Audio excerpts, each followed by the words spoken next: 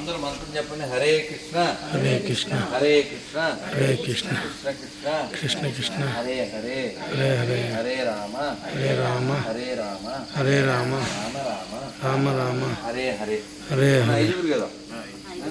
ఈరోజు మీ అందరికీ శ్రీకృష్ణ జన్మాష్టమి శుభాకాంక్షలు.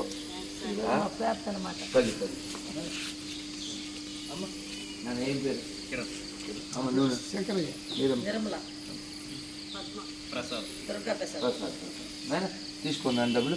మరొకసారి చెప్పండి. హరే కృష్ణ హరే కృష్ణ హరే కృష్ణ హరే కృష్ణ కృష్ణ కృష్ణ కృష్ణ కృష్ణ హరే హరే హరే హరే హరే రామ హరే రామ హరే రామ రామ రామ రామ రామ హరే హరే హరే హరే గోవిందా గోవింద. మనం ఎంత అదృష్టవంతులు అంటే పొద్దున్న లేస్తే అట్లా కొండ కనపడుతుంది. తీయచ్చు కదా. అవునా కదా. మనం ఎప్పుడు సంతోషంగా ఉండాలి. ఏ స్థితిలో కానీ ఏదన్నా ఇంట్లో జరిగినా బయట జరిగినా ఎవరన్నా అవమానించినా ఏదన్నా కష్టం వచ్చినా కూడా మనం ఇలా కదిలిపోకూడదు. ఎందుకని కొండ పక్కన ఉన్నాం, ఆయన అండలో ఉన్నాం కదా. ఇప్పుడు ఆయన చూసుకుంటాడు. ఇన్ని చూశాడు కదా. 30 ఏళ్ళు ఇక్కడ ఇక్కడ ఇక్కడ మాట్లాడినప్పుడు ఇక్కడ ఉండాలి. ఎన్నిసార్లు చెప్పించుకోకూడదు కదా కదా. ఒకసారి చెప్పించుకున్నాడు మనిషి అంటారు. సో మనకి భగవంతుడు చాలా ఇచ్చాడు. 30 ఏళ్ళు 40 ఏళ్ళు 50 ఏళ్ళు బండి నడుపుతున్నాడు కదా. ఇన్నాళ్ళు నడిచామంటే ఆయన దయ కదా. ఇప్పుడు కూడా నడుపుతాడు కదా. కాబట్టి మనం ఏదో కష్టం వచ్చిందని కదిలిపోకూడదు. అదేనా స్వామి ఉన్నాడు చూసుకుంటాడు. ఈ ధైర్యం ఉండాలి నాన్న. ఇవాళ ఎక్కువగా మంత్రం అనుకోండి. కృష్ణాష్టమి కదా, మామూలు రోజు కంటే ఎక్కువ పుణ్యం. ఇంకొకసారి చెప్పుకోండి. హరే కృష్ణ హరే కృష్ణ హరే కృష్ణ హరే కృష్ణ కృష్ణ కృష్ణ కృష్ణ కృష్ణ హరే హరే హరే హరే హరే రామ హరే రామ హరే రామ హరే రామ రామ రామ రామ రామ హరే హరే హరే హరే గోవిందా గోవింద. మిమ్మల్ని అందరినీ తెలుగులో ఏమని పిలవాలి? కాదు కాదు, నేను మిమ్మల్ని అందరినీ కలిపి తెలుగులో ఏమని పిలవాలి? పారిశుద్ధ్య కార్మికులు అనాలా? అంతేనా? అంతే. అంతే కదా.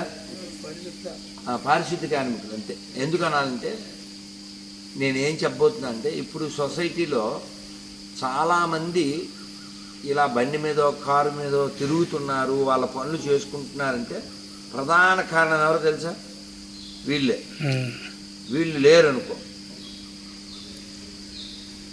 మొత్తం దేశం సమాజం చెత్త చెత్త అయిపోతుంది. అవునా కదా. ఉదాహరణకి ఎవరైనా గడ్డం చేసేవాళ్ళు బంద్ చేశారు అనుకున్నాం. ఏముంది, ఎవరి గడ్డం తీసుకుంటారు. అవునా. లేకపోతే కెమ్మర చేసుకుంటారు. అవునా. ఇంకో పని ఇంకెవరన్నా బంద్ చేశారనుకో సొంతంగా చేసుకోవచ్చు. కానీ ఇంత పెద్ద సిటీలు, ఈ పల్లెలు, ఇన్ని పట్టణాలు, ఇంత దేశం, ఇన్ని రాష్ట్రాలు ఇలా సుఖంగా జీవిస్తుంటే కారణం ఎవరు? పారిశుద్ధ్య కార్మికులు. అందుకని మీరు బాగుంటే, మీరు చక్కగా ఉంటే దేశం చక్కగా ఉంటుంది, అనారోగ్యం లేకుండా ఉంటుంది.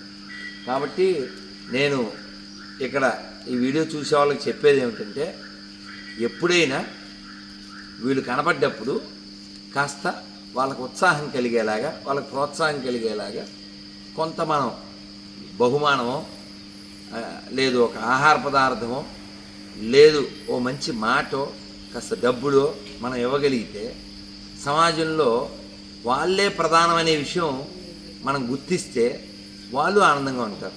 కొన్ని చోట్ల అంటే నేను వీడియోలో చూశాను, పాప అమ్మాయి ఏడుస్తుంది. ఎందుకంటే చెత్త తీసుకెళ్ళడానికి వస్తే అందులో ఉన్న చెత్త వెధవ ఆ ఇంట్లో ఉన్నాడు అన్నాడు. అసలు చెత్తని పట్టుకెళ్ళే వాళ్ళని దూరం పెట్టాలా, చెత్త వేసామని దూరం పెట్టాలా? ఎవరు లేకపోతే సొసైటీ చెత్త అయిపోతుంది కదా. ఇంకో వీడియోలో చూశాను, ఆ పిల్లోడు తెలవక అమ్మ చెత్త అబ్బాయి వచ్చాడమ్మా అన్నాడు. వాడికి తెలుసు కదా వాళ్ళ అమ్మ తప్పు. చెత్త పట్టుకెళ్ళే అబ్బాయి వచ్చాడురా, చెత్త వెధవా, ఆయన చెత్త అబ్బాయి కాదురా, చెత్త వేసేది మనము, వాళ్ళు చెత్త క్లీన్ చేస్తున్నారు రా, ఆయన చెత్త అబ్బాయి అనకూడదురా. వాడు తెలుసు కదా ఇప్పుడు మోడర్న్ చెత్త అంకుల్ అన్నాడు. చెత్త చేసేది మనమా వాళ్ళ, చెత్త తీసేది వాళ్ళు, చెత్త చేసేది మనం అని చెప్పింది. కాబట్టి సొసైటీలో ఇప్పుడు 5,000 ఉంటేనే కదా ఇలా అనగలం. అవునా? కాబట్టి పలానా వాడు ఎక్కువ పలానా వాడు తక్కువ కాదు. మిగిలిన వాళ్ళు బండి ఎలా నడుస్తుంది? ఈ బండి నడిస్తేనే. అవునా? ఒకళ్ళు భోజనంలో ప్లేట్ వచ్చిందంటే, ఆ ప్లేట్లో ఫుడ్ వచ్చిందంటే ఒకరి వల్లనే వస్తుందా?